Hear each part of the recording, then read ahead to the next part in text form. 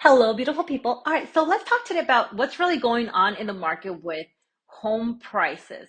Huh, there's so many things that we have to talk about, but what is really going on, right? So, if you're thinking about buying or selling, you might have a little bit of concerns or doubts, or you know what? What's really happening in today's home prices, right? I mean, especially with the interest rates up, the market's cooling down, the media saying, hey, the world's gonna fall apart and all that. There's a lot of things that you have your doubts in. So let's go ahead and dig in deeper and say, hey, you know what? Do I really want to hear this or not? Or let's move forward. In the simplest sense, nationally, experts don't expect prices to come crashing down.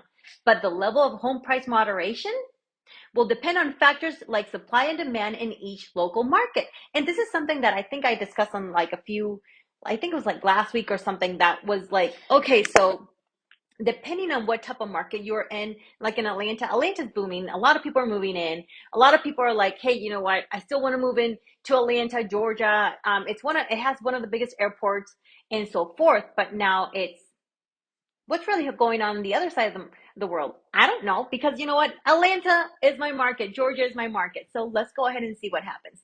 So that means moving forward, a home appreciation, that means like I said in one of my previous videos that the next year home year appreciation is going to be around 2.6 to 4%. It's not going to be anything crazy like the previous years like hey, you know what? We had like a almost 18 to 20% appreciation in the past 2 years, which is amazing for us, right? But now that the market starts cooling down, it's actually starting to level up or level itself. It's going to be kind of like a flat appreciation, meaning that, you know what,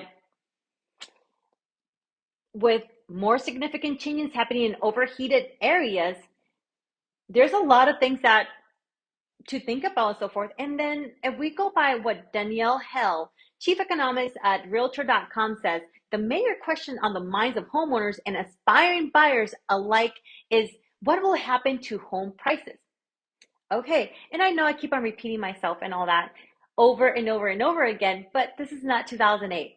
2008 to 2022 today, it's totally different game plan. I mean, it's two different stories. We cannot compare one peaches with apples completely.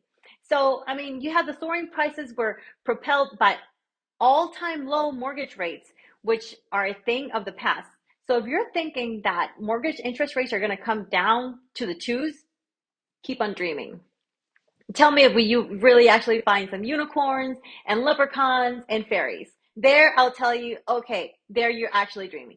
As a result, home price growth is expected to continue slowing, dipping below the pre-pandemic average of to a 5.4% for 2023 as a whole. So this is what I was telling you guys. So the appreciation, we're talking about, I was saying 2.6 to 4% other, me talking about different like videos and all that and different information that I had read. Now they're saying that the appreciation for 2023 is going to be a 5.4% as a whole. So that's great news because we're not looking at depreciation at all. Yes, you see prices coming down, you see sellers getting a little bit desperate. I mean, there's so many things to take in consideration now because sellers are not used to this market, meaning as sellers are not used to this market, sellers are like, hey, you know what? Where's my 20 offers that I had?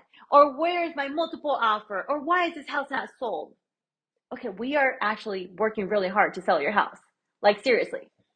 But there's different things that people don't understand. Some people don't understand this. This is a whole different market. We're not talking about the same one that we had in the past 2 years. It was like all super fast. All right, let's keep on going, keep on going, keep on going. No. So now Mark Fleming, chief economist of First American, says house price appreciation has slowed down in all 50 markets, meaning all 50 states we track, but the deceleration is generally more dramatic in areas that experience the strongest peak appreciation rates. What is that telling you? Is that telling you, oh no, the market's going to crash? No.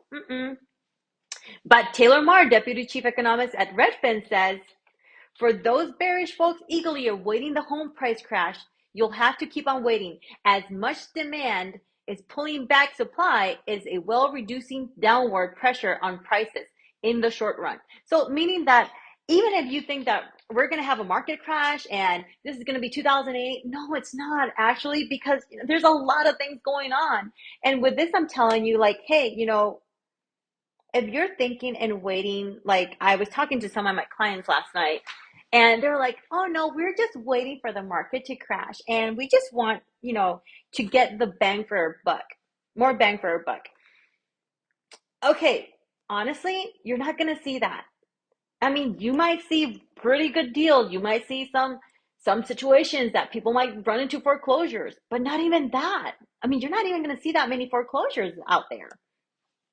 I'll make a different video on this one because I'm currently looking at foreclosure, but I'll tell you what happened with that. So stay tuned.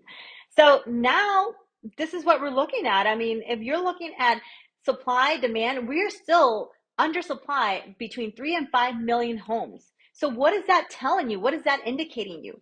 We're still in I mean, now we're in a buyer's market because of the interest rates. Yes, but things keep on changing, and it's going to be, I mean, it's not going to be a market crash. There's going to still be appreciation, which is amazing. So John Paulson, founder of Paulson's and Company, says it's true.